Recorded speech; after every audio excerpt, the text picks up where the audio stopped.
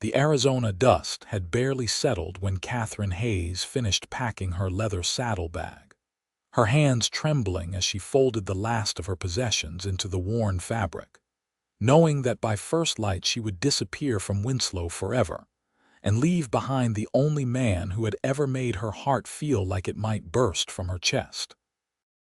It was June 1883, and the summer heat had been relentless for weeks, but that was not what drove Katherine to her decision. She had arrived in Winslow 3 months earlier on the Atlantic and Pacific Railroad, fleeing from a life in Boston that had become suffocating after her father's business partner had tried to force her into marriage to settle a debt. At 22 years old, Katherine had decided she would rather face the unknown dangers of the Arizona Territory than spend her life shackled to a man she despised. She had heard that Winslow was a growing railroad town, a place where someone could start fresh without too many questions about their past. The boarding house where she stayed sat on the edge of town, run by a widow named Mrs. Campbell, who asked for little rent in exchange for help with cooking and cleaning. It was honest work, and Katherine had been grateful for it. She had kept to herself mostly, spending her free time reading in her small room or taking walks along the little Colorado River when the heat became bearable in the evenings. Everything changed the day Xander Brennan rode into town. He had arrived on a dusty Thursday afternoon, leading a string of horses he had broken and trained on a ranch 30 miles north. Katherine had been sweeping the porch of the boarding house when she first saw him, tall and lean in the saddle, his dark hair curling slightly beneath his hat, his jaw shadowed with several days of stubble. He could not have been more than 25, she guessed, and there was something in the way he sat his horse that spoke of a man comfortable in his own skin, confident without arrogance.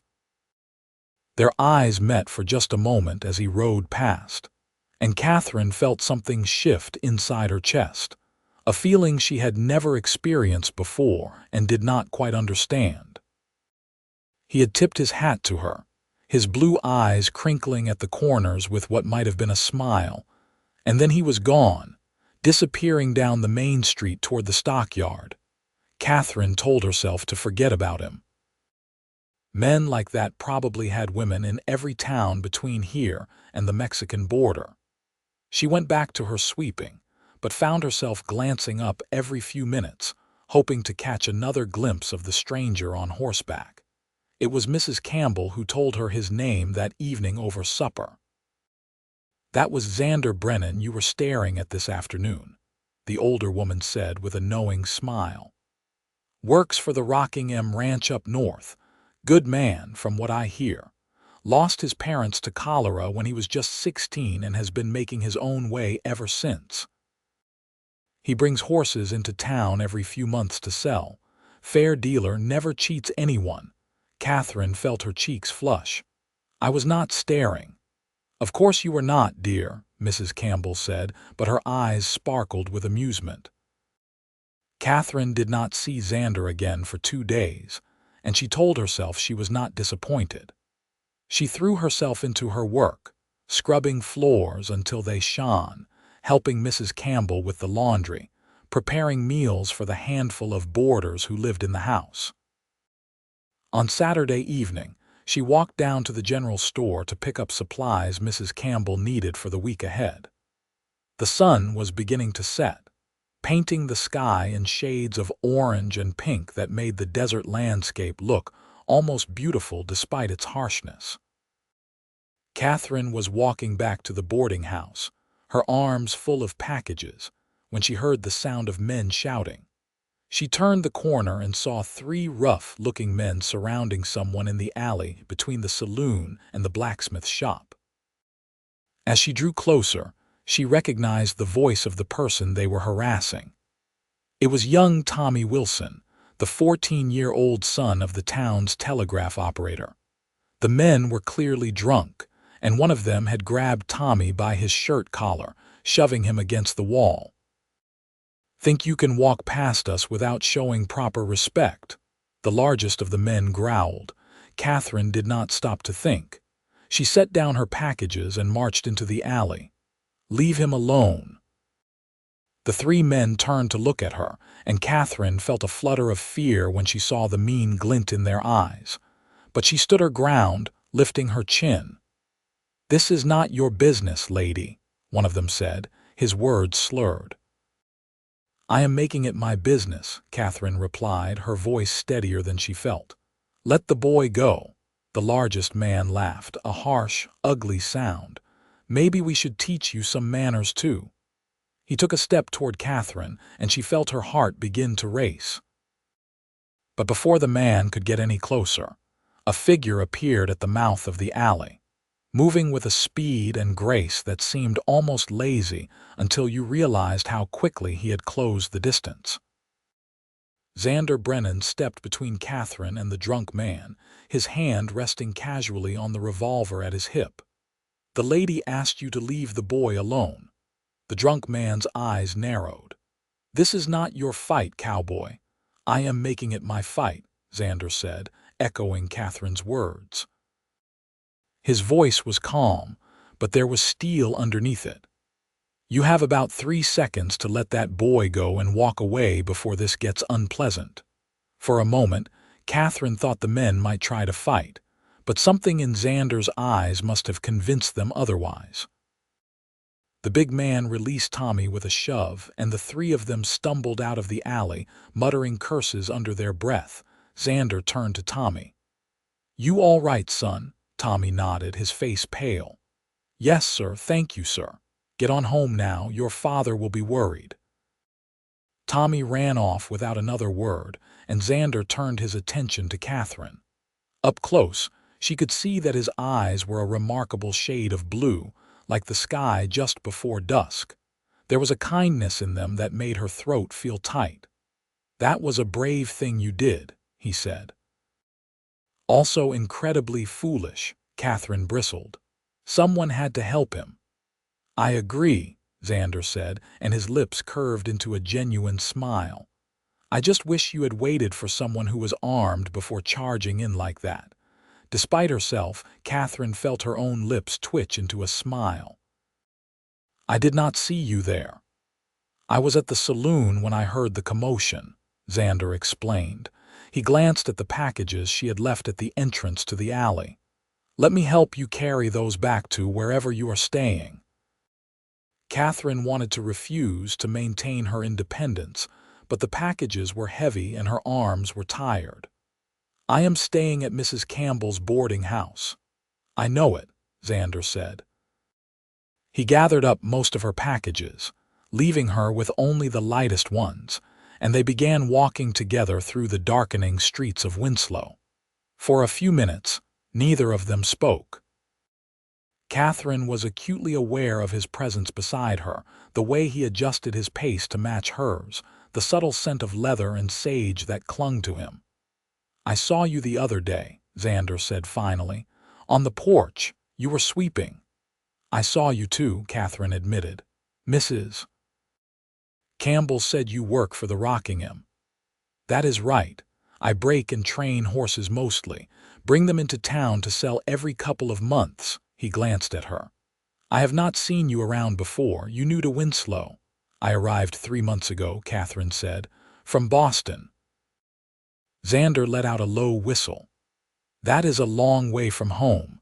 What brings a Boston lady to the Arizona Territory?" Katherine hesitated. She had told no one in Winslow about her past, not even Mrs. Campbell, but something about Xander made her want to be honest. "I needed a fresh start. My old life was not working out the way I had hoped." He nodded, not pressing for more details. "I understand that. Sometimes a person needs to leave everything behind and start over." They reached the boarding house, and Xander set the packages down on the porch steps. The sky was fully dark now, stars beginning to appear overhead in numbers Katherine had never seen in Boston. "Thank you for your help tonight," she said, "both with the packages and with those men." "It was my pleasure, miss." He paused, realizing he did not know her name. "Hayes," Katherine said. "Katherine Hayes." "Xander Brennan," he said, tipping his hat. "It is a pleasure to meet you properly, Miss Hayes." Katherine watched as he walked away, his long stride carrying him quickly down the street. She stood on the porch for a long moment after he disappeared from view, her heart doing strange things in her chest. Over the next few weeks, Katherine found herself running into Xander with increasing frequency. She would see him at the general store, or walking past the boarding house, or sitting on the porch of the saloon in the early evening. Each time, he would tip his hat and say hello, sometimes stopping to exchange a few words about the weather or the town gossip. Katherine told herself these were just chance encounters, nothing more. But she began to notice that she was taking extra care with her appearance on the days when she knew Xander might be in town, pinning her chestnut hair more carefully, wearing her best calico dress instead of her everyday work clothes.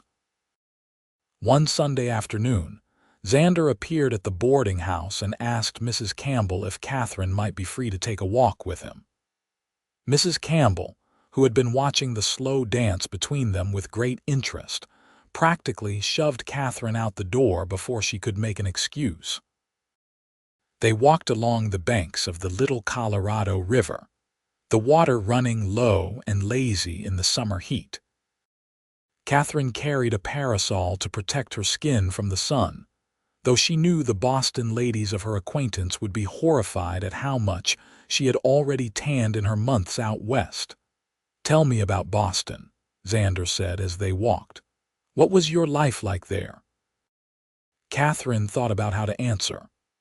"My father was a merchant. We had a comfortable home, plenty of food, nice clothes.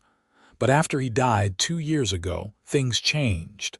His business partner claimed my father owed him a significant debt. He said he would forgive the debt if I agreed to marry his son." "Did you love the son?" Xander asked quietly. "No," Katherine said. "I barely knew him, and what I did know I did not like. He drank too much and had a cruel streak. I told the business partner I would not marry his son, but he became insistent, threatening even. So I took what little money I had saved and bought a train ticket west." Xander was quiet for a moment. "That took courage, or desperation," Katherine said with a small laugh. "Sometimes they are the same thing," Xander replied. He picked up a flat stone and skipped it across the surface of the river. "My parents died when I was 16. Cholera outbreak. One day they were fine, and 3 days later they were both gone. They had a small ranch, just a few horses and some cattle, but the bank took it to settle their debts. I had a choice. I could try to fight a system that was not going to give a 16-year-old boy any fairness, or I could cut my losses and start over." "What did you do?" Katherine asked, though she thought she already knew the answer. "I took my father's best horse and his saddle, said goodbye to the only home I had ever known, and rode north. Worked odd jobs on various ranches for a few years, learning everything I could about breaking and training horses. Eventually saved enough to buy a few horses of my own, built up a small business. The owner of the Rocking M took a liking to me, lets me use his land and facilities in exchange for training his horses too. It is not a bad life." Katherine watched the way the sunlight played across his features, highlighting the strong line of his jaw, the small scar above his right eyebrow. "It sounds like you have done well for yourself." "I have survived," Xander corrected, "but I would not say I have done well, not really. A good life is not just about making money and staying alive. It is about having something worth waking up for in the morning, someone to share your days with." The way he looked at her when he said those words made Katherine's breath catch in her throat. They continued walking, talking about everything and nothing. Xander told her about the horses he trained, the way each one had its own personality and quirks. Katherine told him about the books she loved to read, the way stories could transport you to entirely different worlds. The afternoon slipped away without them noticing, and it was only when the sun began to sink toward the horizon that they realized how long they had been gone. "Mrs. Campbell is going to have my head," Katherine said with a laugh as they hurried back toward town. "I will take full responsibility," Xander promised. "I will tell her I kidnapped you and you had no choice but to come with me." "I am not sure that will help your case," Katherine said, but she was smiling. At the boarding house, Xander took her hand in his, the touch sending electricity through her entire body. "May I call on you again, Miss Hayes? Properly, I mean." "I would like that," Katherine managed to say, though her voice came out slightly breathless. After that day, Xander called on Katherine regularly. He would ride into town 2 or 3 times a week, always with some excuse about needing supplies or checking on a horse he had sold. But everyone in Winslow knew he was really there to see the pretty lady from Boston who was staying at Mrs. Campbell's boarding house. They took walks together, sat on the boarding house porch in the evenings and talked until the stars came out, attended the occasional town social together.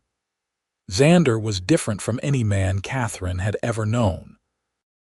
He listened when she spoke, really listened, as though her thoughts and opinions actually mattered to him. He made her laugh with stories about stubborn horses and ranch mishaps. He never tried to tell her what to do or how to think. And slowly, without Katherine quite realizing when it happened, she fell in love with him. It was terrifying and exhilarating all at once. Every time Xander rode into town, her heart would leap in her chest. Every time he smiled at her, she felt like the sun had come out from behind the clouds. Every time he took her hand or touched her arm, she felt a warmth spread through her entire body. She could see that he felt the same way. It was in the way he looked at her, as though she was the most precious thing he had ever seen. It was in the way he always positioned himself between her and any potential danger. It was in the gentleness of his touch, the way he handled her as though she might break, even though they both knew she was stronger than she looked. One evening in late August, they were sitting on the porch of the boarding house, watching the sunset paint the sky in brilliant shades of red and gold. Xander had been quieter than usual all evening, and Katherine could sense something was weighing on his mind. "What is wrong?" she asked finally, unable to bear the silence any longer. Xander turned to look at her, his blue eyes serious. "Katherine, I need to tell you something, and I need you to let me say it all before you respond. Can you do that?" Katherine felt her stomach clench with nervousness, but she nodded. Xander took her hand in his thumb tracing small circles on her palm. "I have been alone for a long time. After my parents died, I told myself that being alone was easier, safer. If you do not let anyone get close to you, they cannot leave you. They cannot die and break your heart.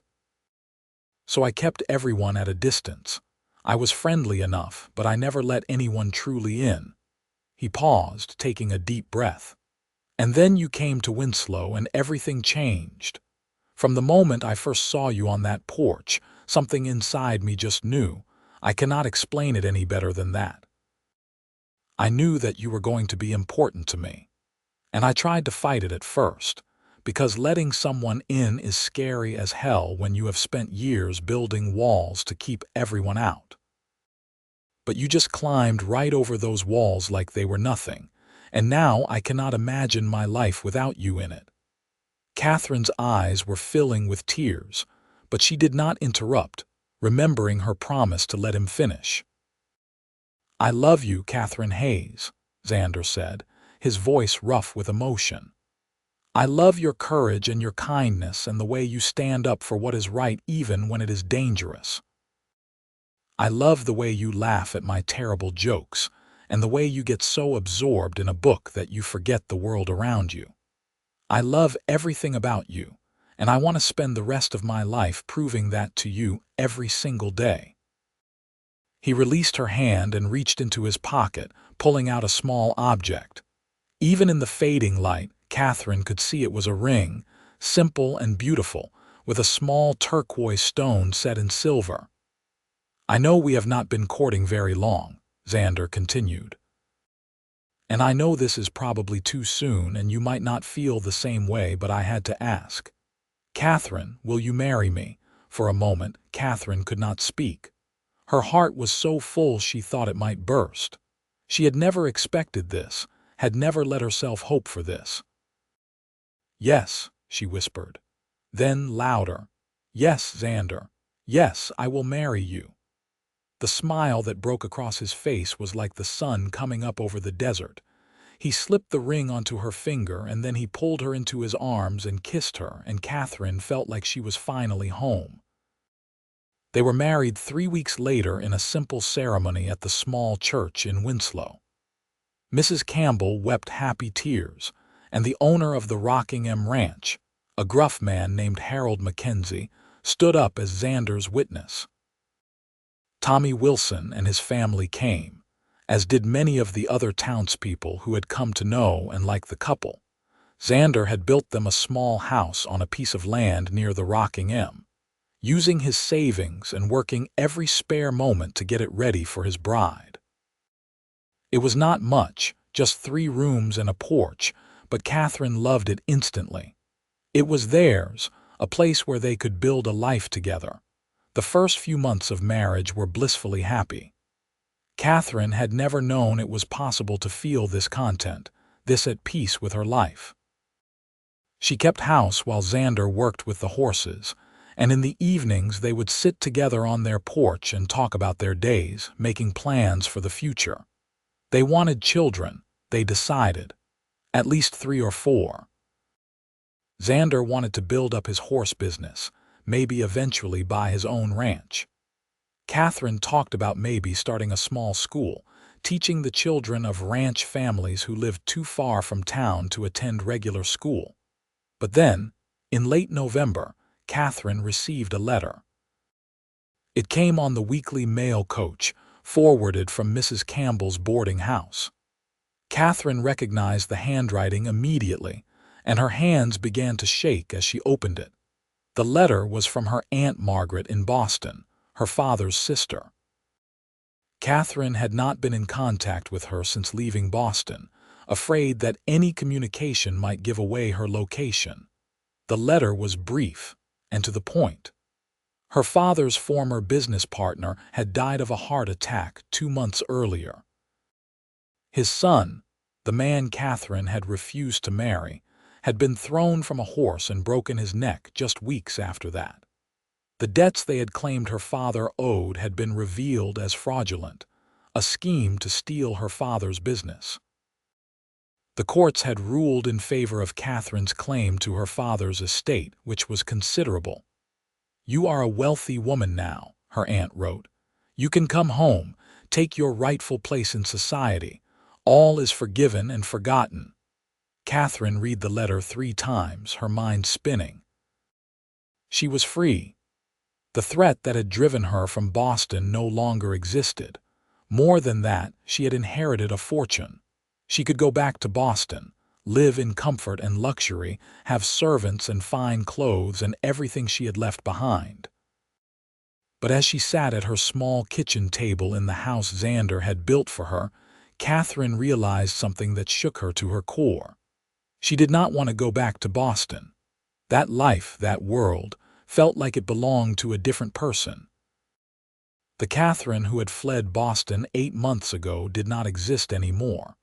Or did she? Over the next few weeks, doubt began to creep in. Katherine tried to push it away, tried to focus on her life with Xander, but the letter had planted a seed that kept growing. The winter was harsh that year, and life on the ranch was hard. The cold seeped through every crack in their small house despite their best efforts to seal it. Water froze in the basin overnight. Katherine spent her days trying to keep warm, trying to make their meager supplies stretch, trying not to think about the warm, comfortable home she could have in Boston. Xander was gone for long hours. tending to the horses even in the bitter cold. He would come home exhausted, his face weathered by wind and sun, his hands rough and calloused. Katherine would heat water for him to wash, prepare what food they had, try to warm him by the fire. He never complained, but Katherine could see the toll the winter was taking on him. And she began to wonder if she was being selfish by staying. With her inheritance, they could have an easier life. They could move to Boston or at least to a larger city. Xander would not have to work so hard. They could have comfort and security, but would Xander be happy in Boston? Katherine had a hard time imagining him in the drawing rooms and social gatherings of Boston society. He was a man of the West, at home under the open sky, not confined by the rigid social structures of Eastern cities. She tried to talk to him about the inheritance, about the possibilities it opened up for them. But every time she brought it up, Xander would get a strange look on his face and change the subject. "We have everything we need right here," he would say. "I do not need your money, Katherine." But Katherine could not shake the feeling that she was depriving him of something by staying. In Boston, they could have a big house, could hire help, could live comfortably. Here, they struggled through each day, hoping they had enough wood for the fire, enough food to see them through until spring. The doubt festered inside her, growing stronger with each passing week. And then, in early February, something happened that brought everything to a head. Xander had been out checking on the horses in the far pasture when a winter storm blew in suddenly, the way they sometimes did in Arizona. The temperature dropped 20 degrees in less than an hour, and snow began to fall in thick, heavy flakes. Katherine waited for hours, watching the storm rage outside their small house, her worry growing with each passing minute. It was nearly dark when she finally saw a figure stumbling through the snow toward the house. Xander was half frozen, his lips blue, his entire body shaking. Katherine got him inside, stripped off his wet clothes, wrapped him in every blanket they owned, and got him as close to the fire as she dared. She heated broth and forced him to drink it, held him until the shaking subsided. "I thought I lost you," she whispered as she held him. "Xander, I thought you were going to freeze to death out there." "Takes more than a little snow to kill me," he said, trying to make light of it. But Katherine had seen how close it had been. That night, lying in bed with Xander finally warm and safe beside her, Katherine made a decision. She could not do this anymore. She could not live in constant fear that the life they had chosen would kill the man she loved. She had an inheritance, a fortune that could give them both a better life. And if Xander was too proud or too stubborn to accept that, then maybe she needed to make the choice for both of them. She would go back to Boston. She would claim her inheritance, set up a proper household, and when everything was ready, she would send for Xander. He could bring his horses east, could start a business there with her money behind him. They would be together, but they would be safe and comfortable. It made sense. It was the logical choice. So why did the thought of it make her want to cry? Katherine spent the next few weeks making her plans in secret. She wrote to her aunt, saying she would be returning to Boston. She checked the train schedules, calculated how much money she would need for the journey. She told herself she was doing the right thing, the sensible thing. But she could not bring herself to tell Xander. Every time she looked at him, saw the love in his eyes, heard him talk about their future together on the ranch, she lost her nerve. She knew he would try to stop her, would argue that they did not need her inheritance, that they could build a good life together right here in Arizona. And she knew that if he asked her to stay, she might not have the strength to leave. So she made her plans in silence, her heart breaking a little more each day. She booked passage on the train leaving Winslow at dawn on March 15th. She packed her belongings slowly, a few items at a time, hiding the packed bags under the bed where Xander would not see them.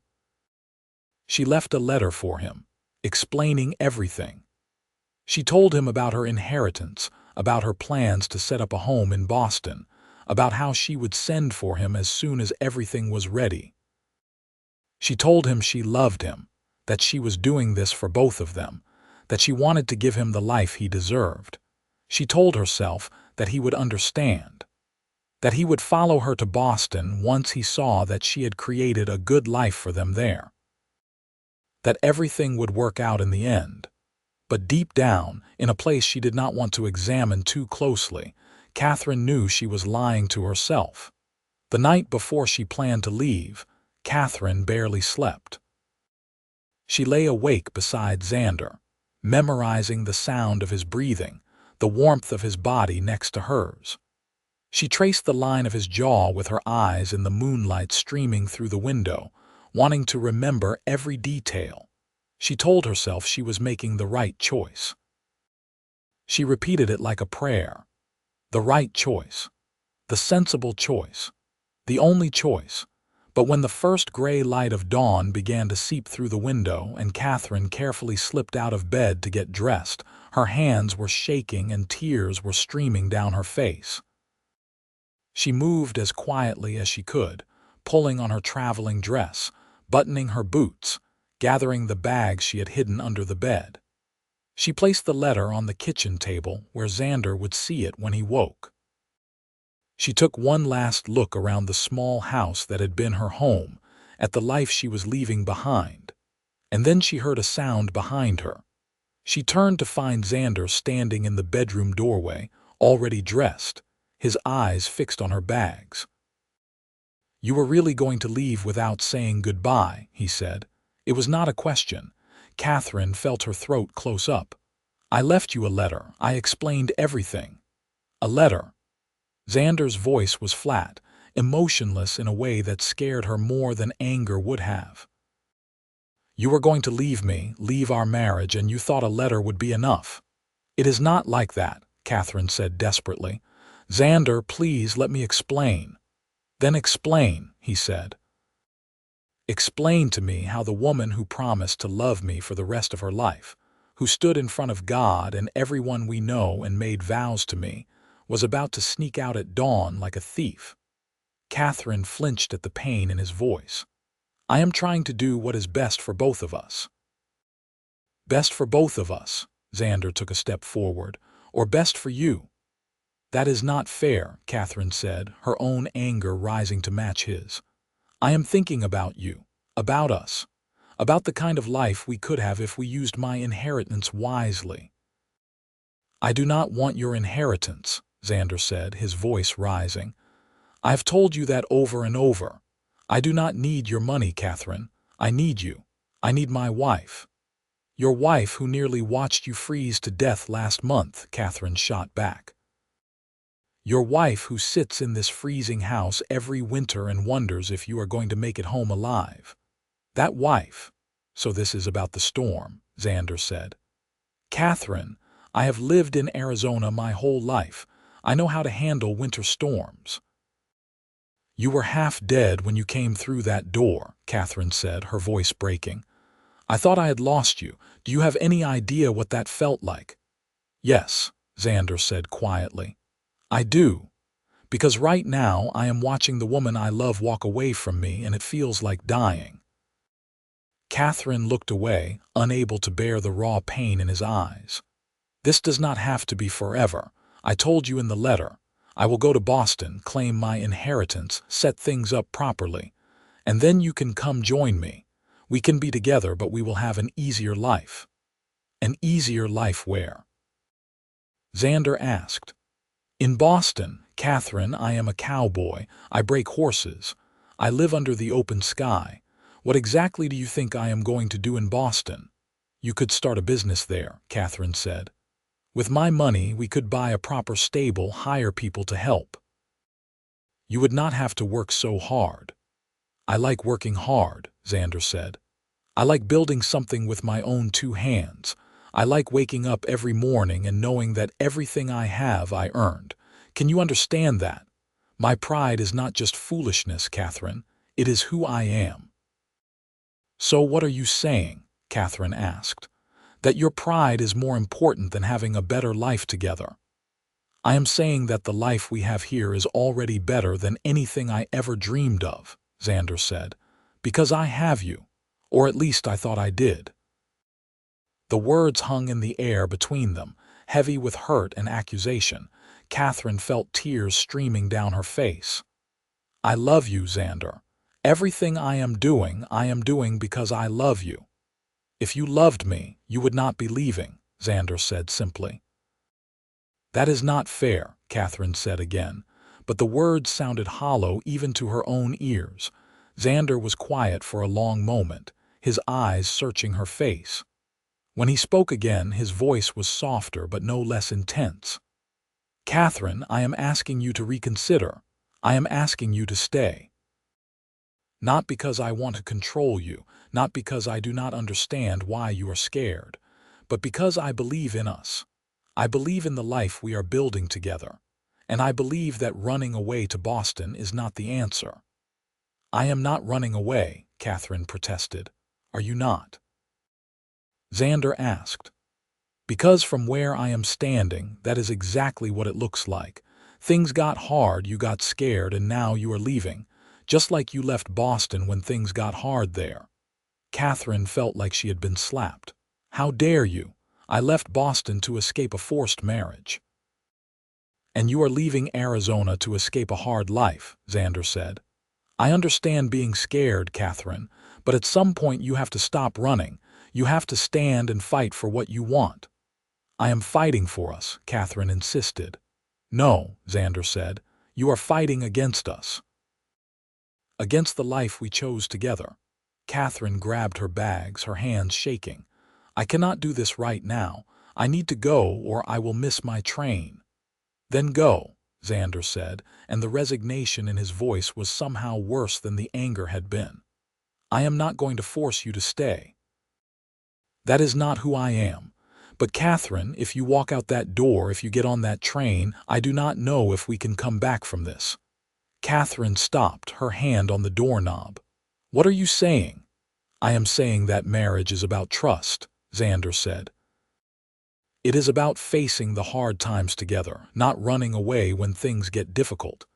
If you leave now, how do I know you will not leave again the next time things get hard? How do I know I can trust you to stand by my side?"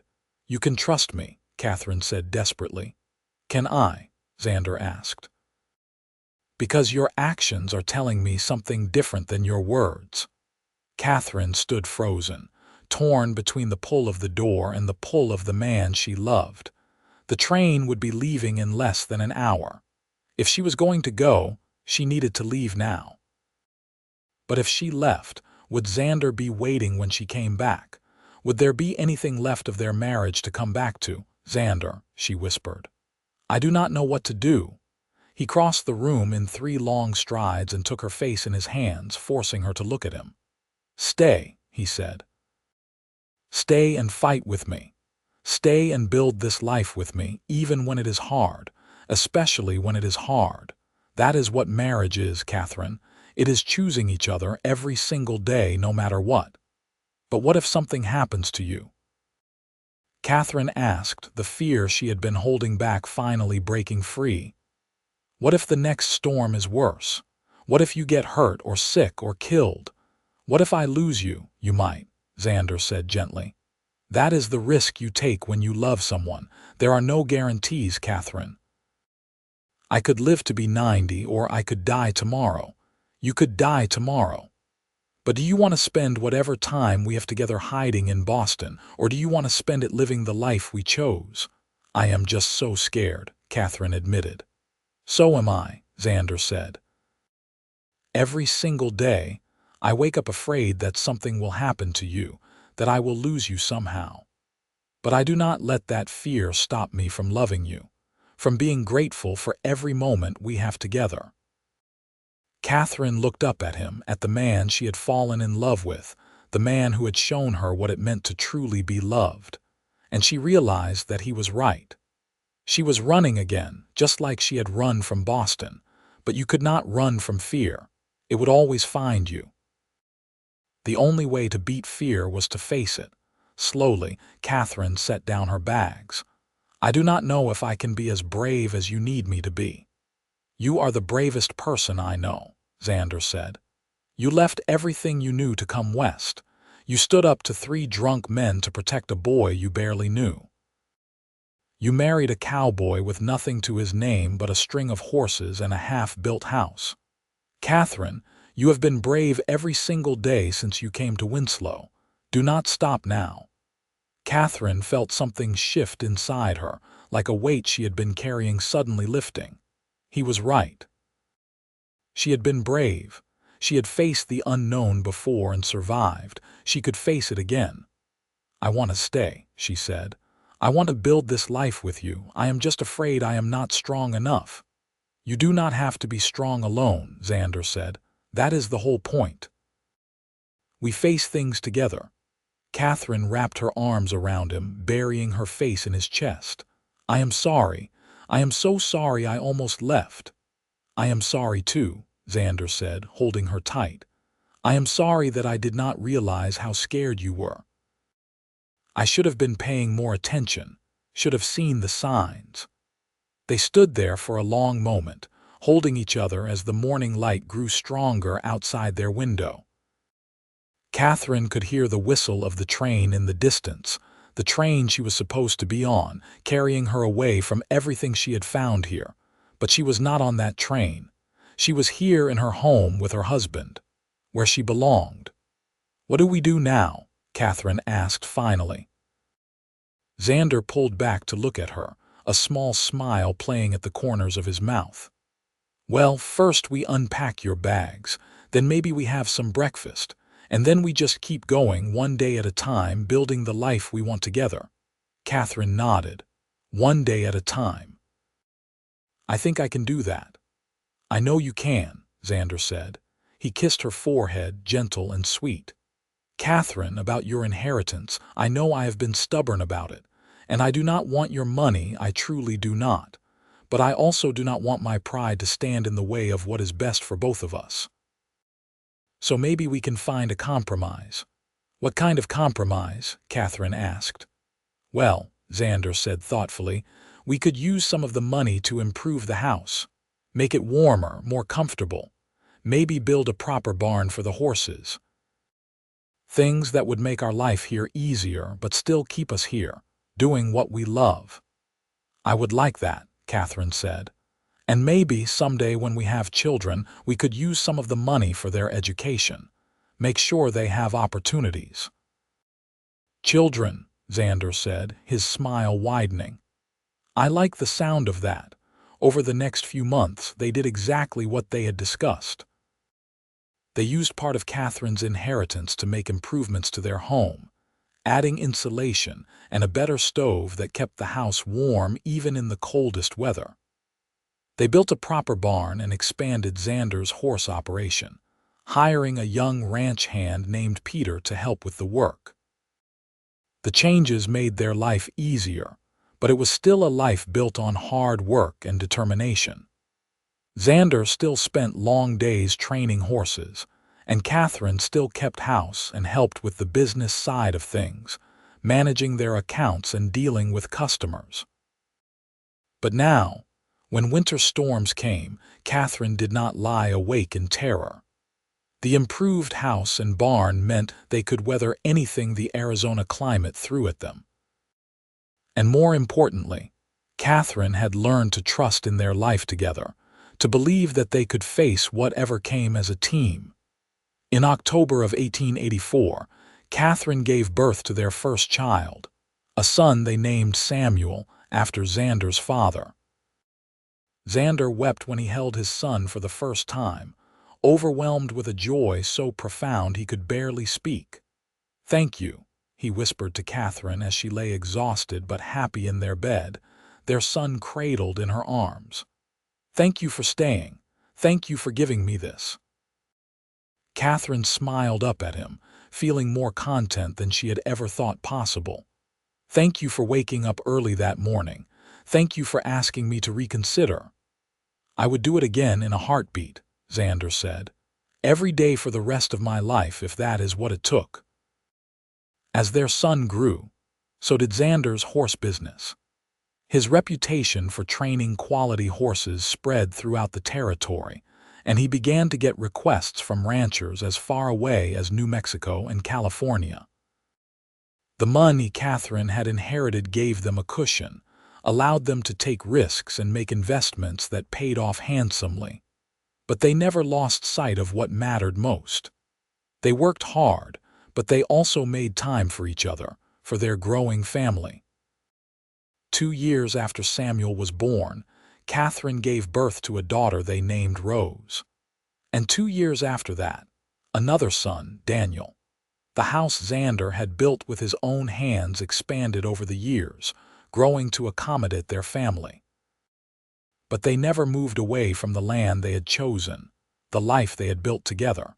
On their 10th wedding anniversary, Xander surprised Katherine with a trip to Winslow. They left the children with Mrs. Campbell, who was delighted to watch them for a few days, and checked into the town's small hotel. That evening, they walked along the banks of the Little Colorado River, just as they had done during their courtship. Katherine was 32 now, Xander 35, and they were no longer the young couple who had fallen in love in the summer of 1883. But the love between them had only grown stronger, deepened by years of facing challenges together, of building a life and a family. "You ever regret it?" Xander asked as they walked, his hand warm in hers. "Staying, I mean. Choosing this life instead of going back to Boston." Katherine thought about the question seriously, wanting to give him an honest answer. "There are days when things are hard, when I am exhausted from taking care of 3 children and helping run the business, when I think about how much easier things might have been in Boston. But then I look at our life, at our children, at what we have built together, and I know I made the right choice. This is where I am meant to be, with you. I thank God every day that I woke up early that morning," Xander said, "that I got the chance to ask you to stay." "I almost did not," Katherine admitted. "Even after everything you said, I was so close to leaving anyway. The fear was so strong." "What changed your mind?" Xander asked. "What made you finally decide to stay?" Katherine thought back to that morning, trying to remember the exact moment when everything shifted. "You told me that I was brave," she said finally.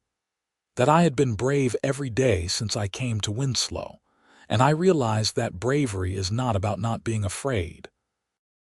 It is about being afraid and doing the hard thing anyway. I was afraid to stay, afraid of all the uncertainty and hardship that might come. But I was even more afraid of losing you, of throwing away what we had. So I chose the greater fear, the one that led toward love instead of away from it." Xander stopped walking and pulled her into his arms. "I love you, Katherine Brennan. I loved you that morning when you almost left. I loved you when you decided to stay. I loved you through every hard day and every joyful one, and I will love you until my last breath." "And I love you," Katherine said. "Thank you for not letting me run. Thank you for fighting for us." They stood there by the river, holding each other as the sun set over the Arizona landscape, painting the sky in brilliant colors. It was not an easy life they had chosen, but it was theirs. They had built it together, one day at a time, choosing each other over and over again. The years continued to pass, bringing new challenges and new joys. Xander's business grew to the point where they employed 5 ranch hands and had contracts with some of the largest ranches in the Southwest. Katherine started her school, just as she had dreamed, teaching not just their own children but the children of other ranch families who lived too far from Winslow to attend regular school. Their children grew strong and healthy.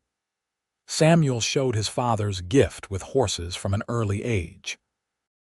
Rose had her mother's love of books and learning. Daniel was the adventurous one, always getting into mischief, always pushing boundaries. When Samuel was 16, the same age Xander had been when he lost his parents, Katherine found herself thinking about that morning she had almost left. She wondered what would have happened if she had gotten on that train. Would she have come back as she had promised? Or would fear and pride have kept her in Boston? She would never know, and she was grateful for that. The life she had lived was the one she was meant to live. The challenges they had faced together had made her stronger, had made their love deeper.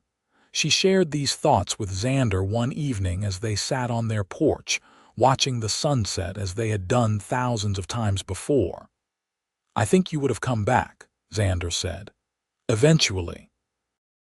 Once you realized that Boston could not give you what you really wanted."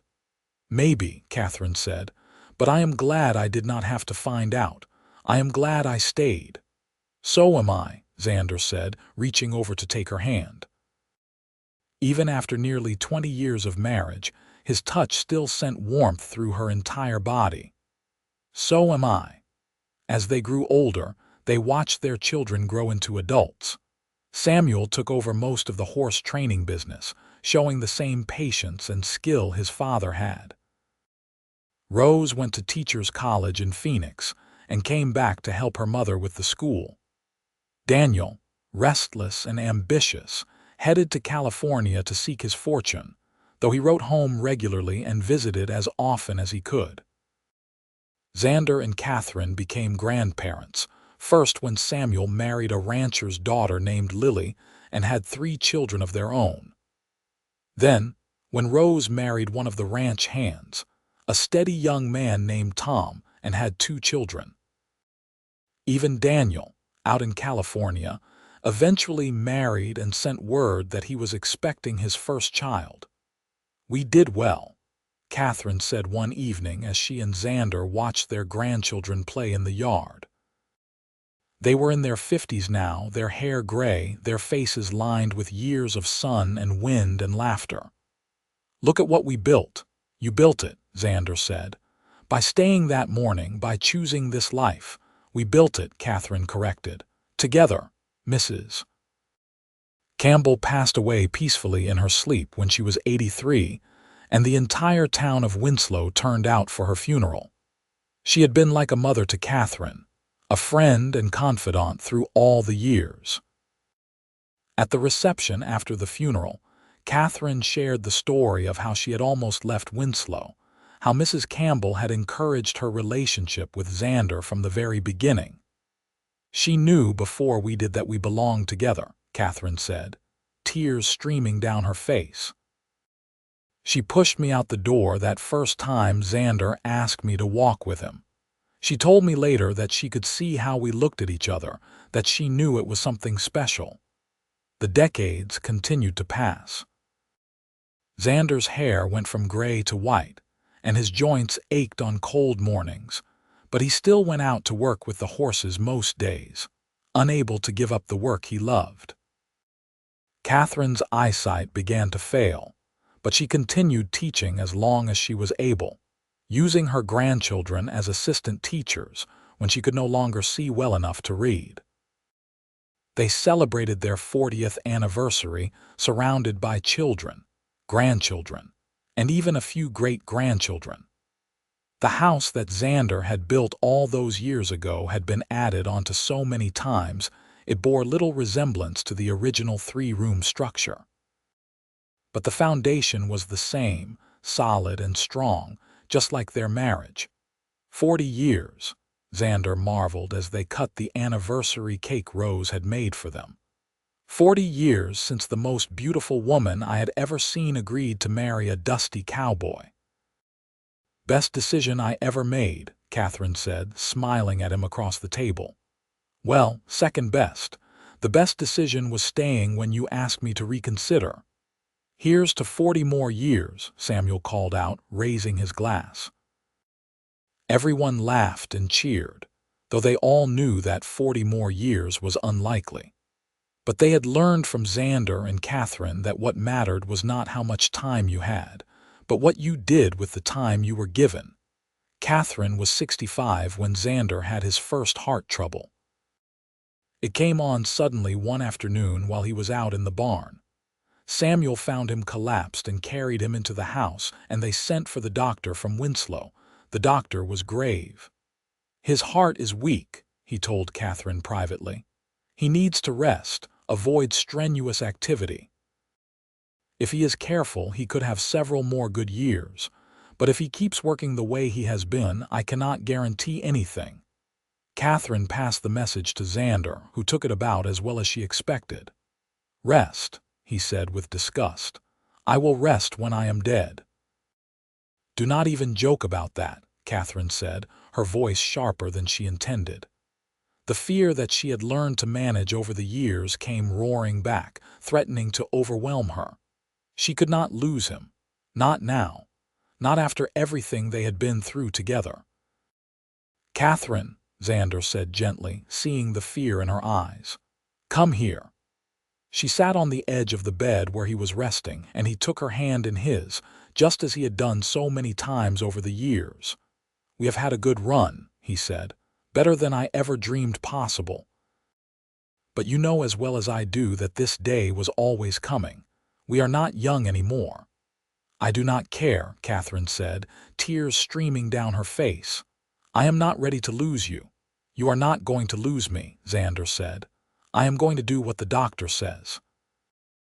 I am going to rest and take it easy and drive Samuel crazy by telling him how to do everything instead of doing it myself. And with any luck, we will have several more years together." "Promise me," Katherine said. "Promise me you will follow the doctor's orders." "I promise," Xander said. "I am not ready to leave you either, love. I am going to fight for every day I can get with you." And he did. Xander followed the doctor's orders, much to everyone's surprise.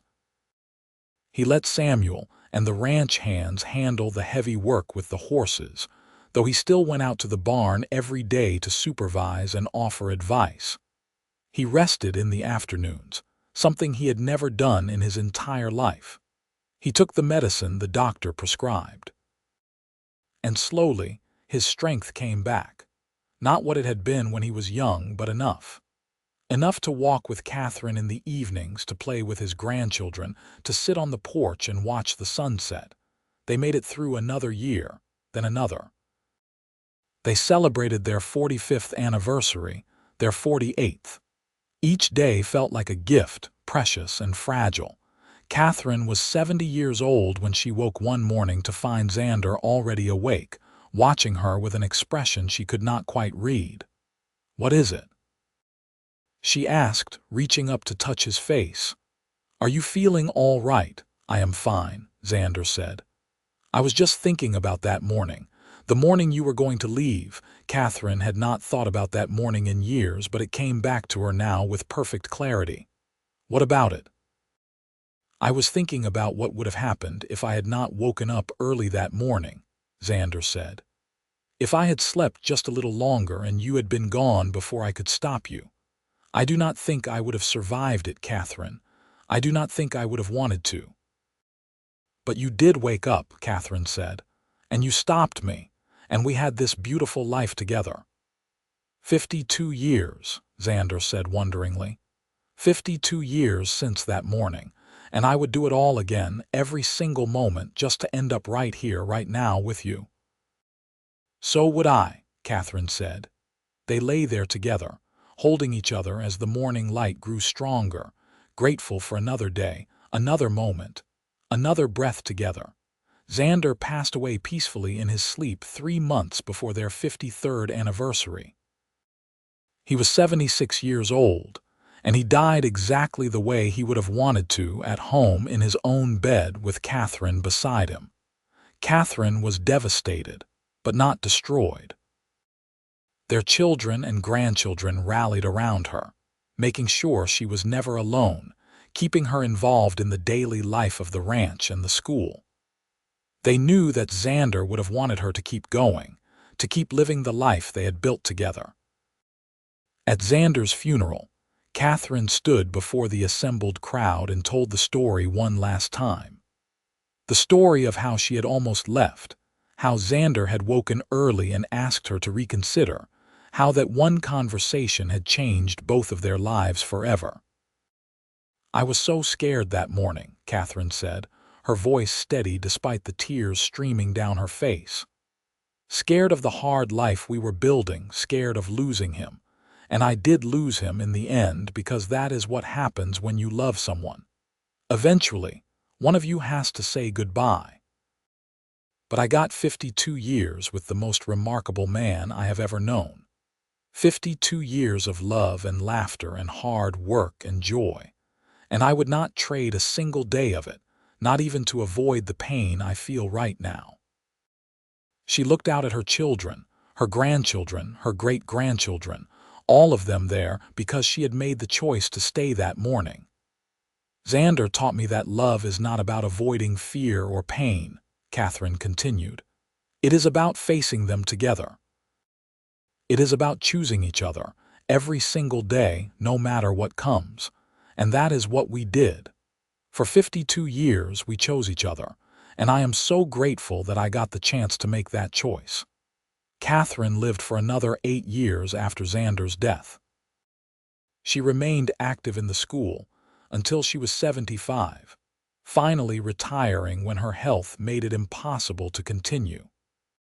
She spent her final years surrounded by family, telling stories about Xander and their life together, making sure that future generations knew the story of how their love had started. On a warm evening in June, Katherine passed away peacefully in her sleep, just 3 days after her 78th birthday. Her family found her the next morning, a smile on her face, her hand clutching a faded photograph of a young cowboy on horseback.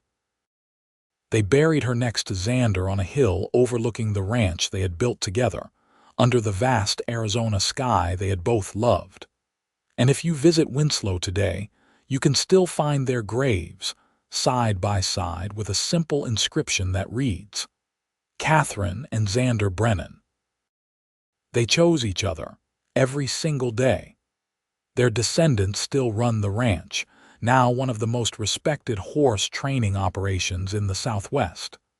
The school Katherine started still operates, teaching children from ranch families throughout the region. And their story is still told, passed down through generations, a reminder that the most important decision you can make is not where you go or what you do, but who you choose to face life with. Because on that morning in March 1884, when Katherine packed her bags and prepared to leave at dawn, and Xander woke early and asked her to reconsider, they both made a choice. They chose love over fear, commitment over comfort, each other over everything else. And in making that choice, they built something that lasted not just their lifetimes, but beyond. A legacy of love, family, and the courage to stay and fight for what matters most.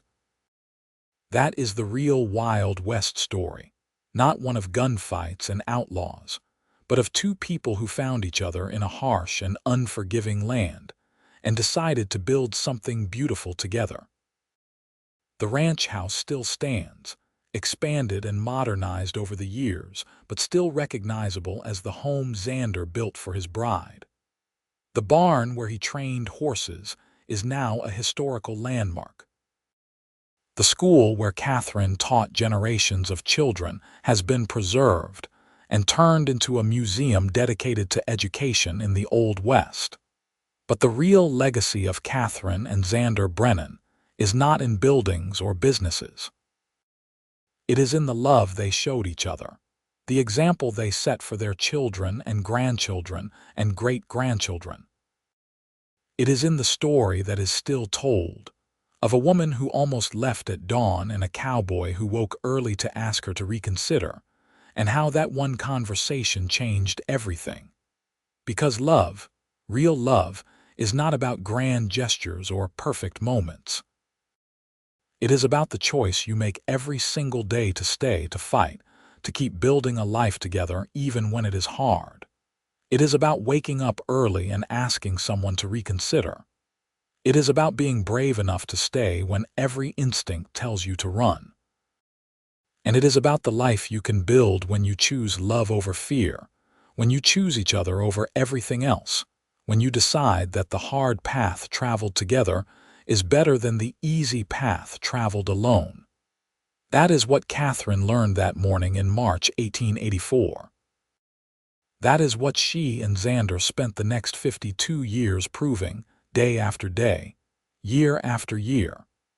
And that is why their story is still told, more than a century later, in the town of Winslow, Arizona, under the vast western sky they both loved so much. The end of their individual lives was not the end of their story. Their love lived on in the family they created, in the community they built, in the example they set. When people in Winslow talk about what marriage should be, they still point to Katherine and Xander Brennan. When young couples face hard times and wonder if they should give up, someone will invariably tell them the story of the woman who almost left at dawn and the cowboy who asked her to stay. And the message is always the same. Choose love, choose commitment, choose each other. Because that is what makes a life worth living. Not comfort or ease or wealth, but the people you choose to share your days with, the love you build together through all the challenges and triumphs that life brings. Katherine and Xander Brennan understood that. They lived it every day of their long marriage. And in doing so, they created something that truly lasted, a love story for the ages, a testament to the power of choosing to stay and fight for what matters most. Their graves on that hill overlooking the ranch are never without flowers.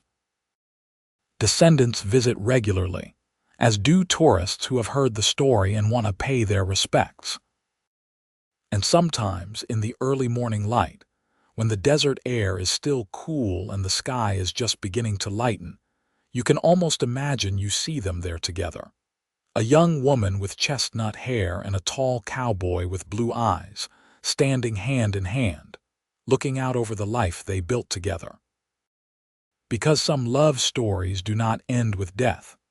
Some love stories become part of the landscape itself, woven into the very fabric of a place and its people. The story of Katherine and Xander Brennan is one of those stories, a reminder that the bravest thing you can do is stay and fight for love, even when everything in you wants to run.